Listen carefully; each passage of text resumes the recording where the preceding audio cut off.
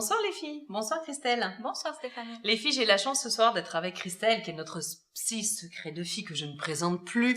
Christelle, nous avons ce soir Julie. Julie, elle a 28 ans et Julie, elle est susceptible. D'accord. Et en fait, elle se rend compte que ça gâche ses relations avec les autres. Oui. Quels conseils on peut lui donner pour justement améliorer sa vie sociale en fait? Alors oui, effectivement, j'imagine bien que sa susceptibilité peut gâcher des choses. Parce que souvent, quand on est susceptible, on va déformer ce qui nous a été dit, c'est-à-dire qu'on va le prendre, on va prendre une plaisanterie contre soi, oui.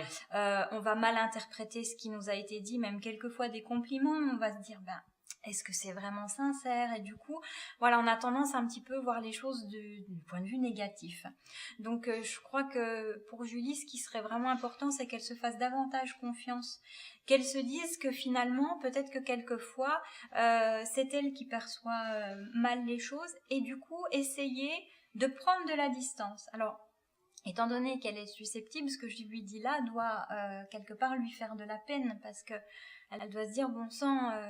oui, ça vient de moi, c'est moi le problème. De la peine, non. Si c'est quelqu'un qui se remet en cause, au contraire, ça va l'aider. C'est ça, parce qu'à la fois, elle nous envoie sa question aussi. Il faut pas que tu te braques, Julie. Voilà. C'est ça. C'est ça. Il y a une technique pour justement mieux vivre les choses, c'est de prendre un petit peu de distance, de ne pas se braquer tout de suite. À chaque fois, de se dire, je vais prendre le temps de réfléchir à ce qu'on m'a dit. À ce qui vient de se passer. Et d'essayer de voir ce qui a été positif dans ce qui a été dit ou dans ce qui a été fait, pour essayer de voir les choses un petit peu différemment. Et puis si vraiment on se rend compte que ce qui a été dit c'était pas très sympa, à ce moment-là on peut aller voir la personne et en discuter, pour ne pas rester sur des malentendus. Oui, voilà. Parce que quelquefois, on est là-dessus, c'est finalement pas de la susceptibilité, mais quelque chose qui a été mal dite, et que du coup, des fois, c'est normal de mal vivre les choses, de mal prendre. Donc, ne pas hésiter, justement, c'est surtout quand on est dans une relation de couple, oser pouvoir dire, écoute, ce que tu m'as dit hier, ça m'a fait de la peine. Blessé. Il y a des façons de dire les choses. Il faut prendre les bons mots au bon moment, et je pense, plutôt que d'être braque, se poser et se dire, oula, qu'est-ce que j'ai compris, en fait? C'est ça. C'est ça. C'est ça le message. Oui. Et du coup, de pouvoir dire à l'autre, si tu as quelque chose à me dire, dis-le-moi peut-être un petit peu différemment, mais il est forme, ça sera plus facile.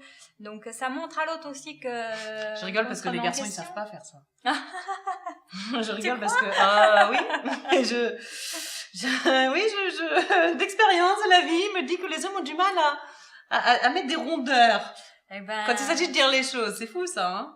Il faut que donc du coup, les filles, il faut se blinder, en fait. Ou qu'on mette les rondeurs, nous. Ouais. Voilà. Ouais, oui, parce que sinon, on va droit au clash. En fait, c'est ça.